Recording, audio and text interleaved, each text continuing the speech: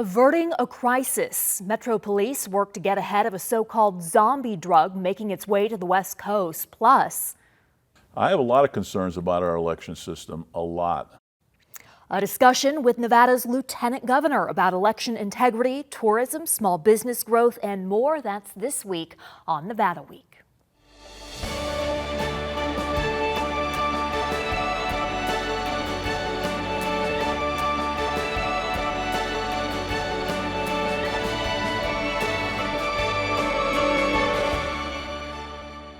Support for Nevada Week is provided by Senator William H. Hernstedt. Xylazine is just one of many ways that these large-scale criminal organizations are going to try to profit off of Americans here, people in the United States, for illicit purposes for drugs.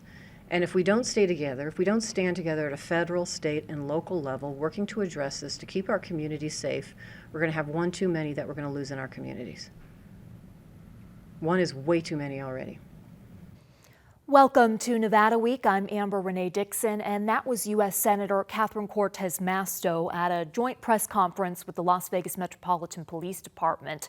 Also known as the zombie drug, or tranq, Xylazine is a tranquilizer for large animals, which Metro Deputy Chief Nicholas Farisi says is especially deadly when mixed with fentanyl and other drugs. Deputy Chief Farisi, what makes Xylazine so dangerous? A lot of things. First and foremost, we're seeing firsthand that it's being cut with fentanyl, and we know how deadly fentanyl is. And then when you add that compound to the mix with fentanyl and these illegal prescriptions, it's not like a normal opioid. So Narcan, for example, has no effect on it. So we're already seeing large amounts of deaths throughout the country with the fentanyl crisis. Now when you compound this additive being added, it just takes something that's already dangerous and deadly and makes it a lot more dangerous and deadly. Senate Majority Leader Chuck Schumer called Xylazine a, quote, skin-rotting zombie drug. What is he talking about? First off, this isn't intended to be used on humans. I mean, this drug has a use in the veterinary world as an animal tranquilizer, but it was never intended to be ingested by humans, and especially not in a way recreationally for a euphoric high. I mean, that's usually done under the control. Like, think of when you go to the doctor, you have an anesthesiologist when you're getting an actual medical treatment. And in what other ways does Xylazine impact someone's health? It can cause death, but obviously it depends how they ingest it. I mean, we're typically seeing it in powder form, and then it's being pressed into pills, but it could also be injected intravenously, and like you see with methamphetamine and heroin and other drugs, that when you inject them intravenously, it can cause, skin problems, irritation, bacteria, and infections. How prevalent is Xylazine in southern Nevada? So, luckily, it's not super prevalent. However, we can't wait for a crisis to talk about a crisis. And in 2020, I would say we saw about 2% of our fentanyl seizures had traces of Xylazine in it. But by 2022, it went up to 7%.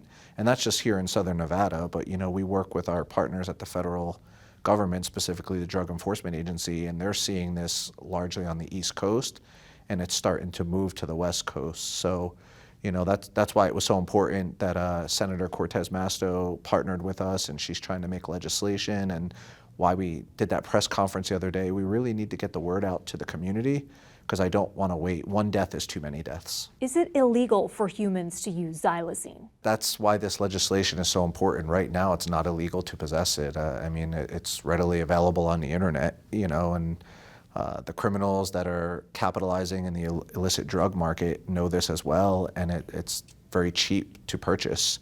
So it's, from a drug dealer standpoint, it's economical for them to use that to cut it with fentanyl into illegal pharmaceuticals that then they sell on the black market and to our community. When I looked online, it seems you have to either have a prescription or a veterinarian's license to buy it. Is that right? To purchase it legally, yes, as a veterinarian, but it's if you look on the internet long enough, you can find other ways. I mean, there's the dark web, the black web, and it's available. What tools do you need to combat xylazine? We need it to be labeled as a controlled substance so that we could charge people when they're in possession of it, and more importantly, go after the drug dealers. And that's where we've really seen the most impact in our quest to combat fentanyl with our overdose response team, is doing those investigations and going after the drug dealers that are selling these drugs to people that, quite frankly, they don't know what they're taking. A very, very little small amount of fentanyl, a trace amount in a pill, could be enough to be deadly. And it's not like these pills are being made by pharmacists in a controlled environment. They're being made in areas with no control system, and you don't know what you're buying, which is why it's important for people to only purchase prescription pills from a licensed pharmacist and having a legitimate prescription from a prescribing doctor. And that overdose response team, what impact has it had? It's hard to measure your impacts, but I would venture to say if somebody lost a loved one, and unfortunately with the amount of deaths that we've seen in our community over the years just through the fentanyl crisis, maybe being able to bring some closure and hold somebody accountable for the death of a loved one that's no longer here. I would say that that's the biggest impact and what drives those detectives and motivates them to do the job that they do. And finally, at that press conference you held with Senator Catherine Cortez Masto, you said that overdosing is 100% preventable. How so? First off, if you have an addiction, there's help out there, and that's why we tell people, there's resources. If you go to LVMPD.com, and you click on our tab for resources, there's a whole plethora of resources out there that can help people with addiction. And secondly, don't buy illegal drugs, specifically prescription drugs. You go to a doctor, you get a prescription, you go to your legitimate pharmacist, you're going to be safe, you're going to be okay. But when you're buying stuff off the street and you don't know what you're buying and who you're buying it from, that's 100% preventable. Right now in Congress, Senator Cortez Masto has two pieces of legislation cracking down on xylazine and fentanyl. If passed, she says the Combating Illicit Xylazine Act would make the illicit use of xylazine a Schedule III controlled drug, while the Fend Off Fentanyl Act would direct the Treasury Department to target, sanction, and block the financial assets of transnational drug trafficking organizations. On to our main story now. This past legislative session in Nevada, Lieutenant Governor Stavros Anthony succeeded in passing a bill to support small businesses. It's one of several topics we covered with Nevada's second in command. Lieutenant Governor, thank you for joining Nevada Week. Great to be here. Thanks for having me. You are coming off a trip to Iowa, where there was an annual meeting of lieutenant governors from across the country that you got to meet with. I wonder, when you discussed with them various issues about their state, what stood out to you about Nevada? Yeah, that's the great thing about being lieutenant governor. I've been to actually 2 or 3 trips with my fellow lieutenant governors all over the country, and it's interesting, when a lot of them run as a team, a governor, lieutenant governor, when they run for election, they run as a team. Some don't, like here in Nevada. Some of them have similar responsibilities like I do. Some have completely different responsibilities. In Wyoming, the Secretary of State is kind of the second in command. So it's all over the place, but it's great.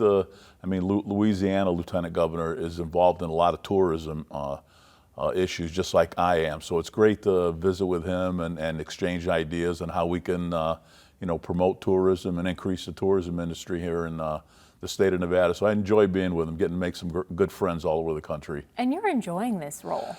This is it's probably one of the best jobs I've ever had. I get to be involved in tourism, which I have a background in, economic development, which I have background in, supporting small businesses, transportation. So the things I'm doing as lieutenant governor today, I've been doing probably in some fashion for the last 40 years. So I believe I know what I'm doing, and it's just great doing things that I enjoy doing and making life better for the residents of the state of Nevada. And doing things that you have experience Yes. in. So while you were in Iowa, you, according to your Twitter, got to talk to companies about economic opportunities in Nevada. What is your pitch to them?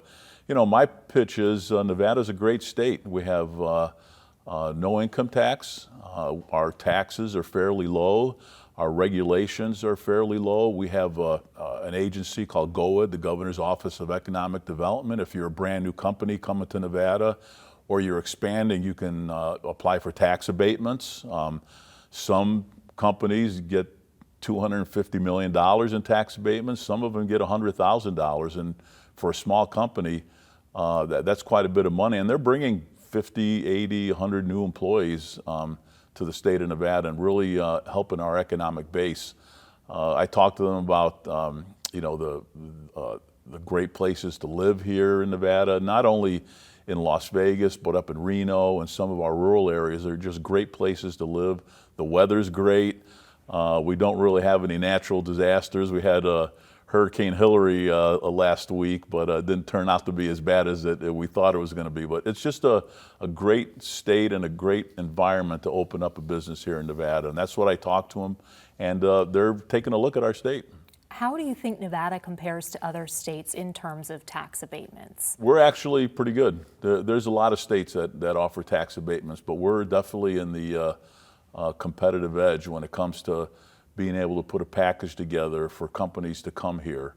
One of the things that we really need to work harder on is workforce development. So we need to really work on the industries that are coming here, making sure that we have people that have received an education or training in that particular area, like areas involving semiconductors, mechanical engineering, things like that. So we need to really beef up and be a little bit more robust when it comes to our workforce development. But we're doing that. The governor has it as his top priority. It's my top priority, working with our trades and our educational system to train up our people so they can go to work for these companies when they come here. When you talk to these companies, what do you tell them about water use, and that if they do come here, their water use will likely be scrutinized?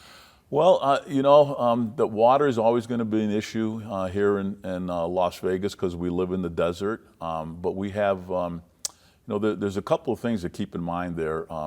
99% of the water that goes down the drain anywhere in Las Vegas ends up going back to Lake Mead. It's cleaned and goes back to Lake Mead. So we don't waste any water when it comes going down our drainage system. And we've done a great job capturing water that when it rains here, capturing that water, putting it into our flood system and our flood canal system and going back to Lake Mead. We spent billions of dollars setting up a system where if that water comes down the mountain, it goes right back to Lake Mead. And our conservation efforts are, I would say, is probably the best in the country. We do a great job conserving water. We don't really waste a lot of water. You look at the housing that's going up today. We don't put in grass much anymore. It's rocks, it's astroturf. People are very conscientious about making sure that water isn't wasted. So we have to start with that.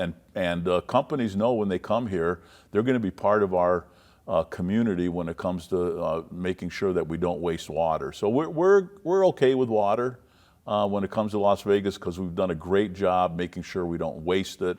And obviously, when you look at Lake Mead, you hate to see that big ring around the lake. But we're coming up with some good compacts with other states to make sure that we have water way into the future. Back here at home, helping small businesses is a priority of yours. You were able to get SB 24 signed into law this past session. What does it do?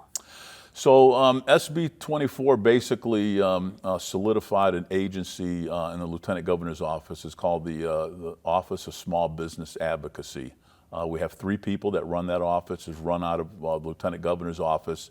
And it basically does 2 things. So, for example, you want to open up a business.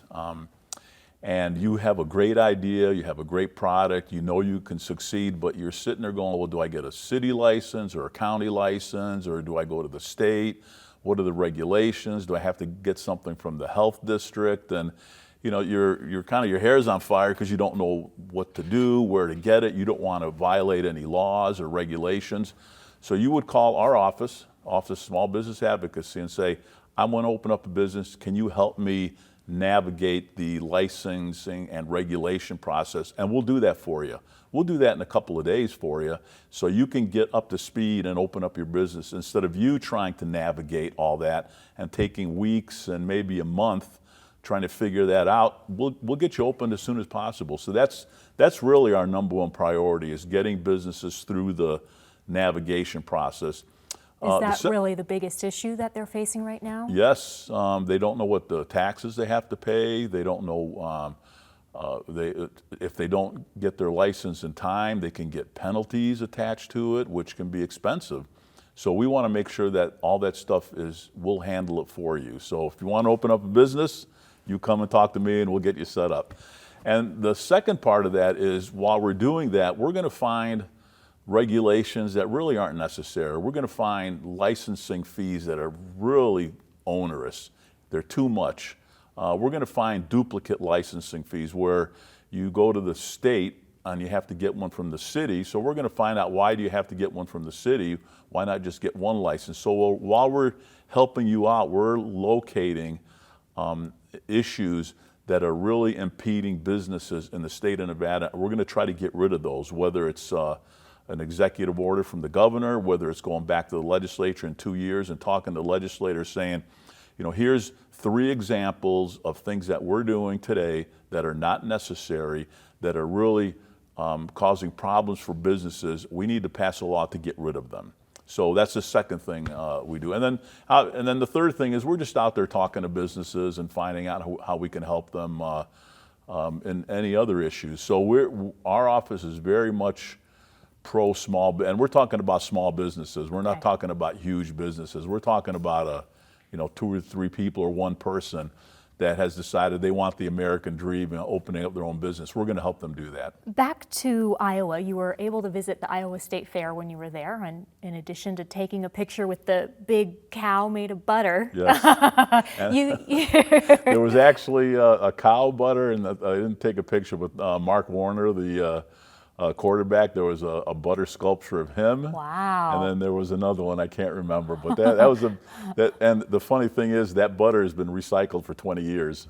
So they sculpture it, and then they melt it, put it in the fridge, and use it next year. So you're not going to put that on your toast anytime in the near future. Gross, but no, they're using the same butter. Nobody's eating it. Okay, in addition to doing that and taking a picture with that cow, you took a picture with former Arkansas Governor Asa Hutchinson. Were you able to listen to any of the Republican candidates for president while there? You know, a lot of them had already left. So we happened to be wandering around, and Governor Hutchinson was there. He was the only candidate for president that I saw there. So I took a picture with him. We chatted for a little bit. I let him know some of the things going on in the state of Nevada, but he was the only one that I ran across, because there really weren't any others at the Iowa State Fair. But Iowa State Fair is absolutely phenomenal. The number of people that were there was unbelievable. They had alligator sandwiches and rattlesnake on a stick. Do you think something like that would work in Las Vegas? You know, I'm going to take a look at the Nevada State Fair, see how we're doing there a little bit more closely, and is there anything I can bring, any ideas from the Iowa State Fair that I can bring to the Nevada State Fair? Absolutely, I'm going to do that, because people were just having a great time. It was just a lot of fun. People just kind of forgot about their daily chores, and they were just there to ride the rides and eat different food. But some were there to listen to the candidates. Yes, absolutely. Did you watch the debate? I did. Okay. Anybody stand out to you? You know, the ones that were there, I really like Ron DeSantis. I mean, he's proven himself as an outstanding governor running the state of Florida. He's just proven himself with the things that he's done with his conservative values, and how he's really changed Florida for the better. So he's probably my favorite at this point. Have you decided on endorsing him? Not yet. I'm not. I've been asked by quite a few people for endorsements, but I'm going to wait. It's a little too early for that. So we'll wait and see. There's a lot of offices where not everybody's jumped in yet. So we'll wait and see what happens, but I'll be doing some endorsements in the future. Okay, and what are your thoughts on the Nevada Republican Party holding a caucus just 2 days after the primary is going to be held, and in addition, honoring those results over the primary. You know, I think the key issue is it's causing a lot of confusion among the people in Nevada. Obviously, the Republicans. They're looking at this and they're not sure, do I participate in the caucus? Do I participate in the primary? Do I participate in both of them? Do I vote in the primary, or do I just not vote in the primary and see what the caucus does? It's created a lot of confusion, and we need to fix that before we actually do this. So the state Republican Party is in the middle of that, and I'll be talking to folks there, but I just think it's really, it's to me, it's easier just to hold a primary, let Republicans show up and vote, and see where the votes come out. There are some benefits to having a caucus, but it's just, caucuses are a little bit more complicated. There are a lot more meetings involved. I like primary vote, just people just show up and vote. So hopefully we'll work all that stuff out, but it's really causing a little consternation at this point. And what are your current concerns, if any, with election integrity? Because you have had them in the past, as recent as 2020 when you ran for Clark County Commission. I have a lot of concerns about our election system, a lot. I mean, to me, the best system for having an election is you have election day, maybe a week of early voting. You show up to vote, you show your ID, we determine who you are, you're registered in advance, you vote, and it's done. Your vote is cast and it's over with. So you wouldn't like same-day registration anymore? No, and when it comes to mail-in ballots, it should only be for people that cannot make the early voting or election day that request a mail-in ballot. So if it was up to me, I would do away with the universal mail-in ballots. I would do away with same-day registration. I would do away with ballot harvesting, which is interesting. It used to be a felony to ballot harvest in Nevada 4 years ago, and all of a sudden it's legal and it's being done. So I would do away with all that. I would not mail out ballots to everybody because even Jimmy Carter, when he was president, he had a blue ribbon committee that looked at election integrity, and he said the best way to cheat and have fraud in an election is all mail-in ballots and ballot harvesting. He identified those two specifically, and he was a Democrat president. So I think all that is, I can't tell you how much fraud and cheating there is because really we don't investigate it, but I guarantee you there's more in that system than in the system I just mentioned to you, absolutely. So I'm very concerned about our election system here in Nevada. And the Secretary of State, we recently had him on the topic of voter ID, showing an ID when you're voting. He argues that's already baked into the process when you register. You have to show a proof of identification, but you don't think that's enough? No, absolutely not. I think there's nothing wrong with showing up at the voting place, showing your ID, checking it one more time, because we only want the person that's registered to vote voting. So why not show another piece of ID? I just don't see that as hard. I've been to 2 banks today, and I had to show them my ID. It's not that big a deal, but I think it sends a signal to people in Nevada that we're really focused on making sure that our election integrity is number one. And we have to show ID, people understand why that is important. So I would still recommend that, absolutely. And we are getting close to the end of this interview, running out of time, but I want to talk about tourism because as Lieutenant Governor, you are the chair of the Nevada Commission on Tourism. How does Nevada need help in this area? I wouldn't think Nevada does. So if you look at tourism here in Nevada, Las Vegas has a very robust tourism support system with the convention authority, and I'm part of that. I'm part of making sure Las Vegas has a good support system. Reno Sparks has a good tourism support system, and I'm part of helping that also. But we have some great rural tourist destinations in Nevada, and they're the ones that I primarily focus on. I mean, I'm trying to get people to go to Ely, Elko, Winnemucca, Great Basin National Park up in Fallon.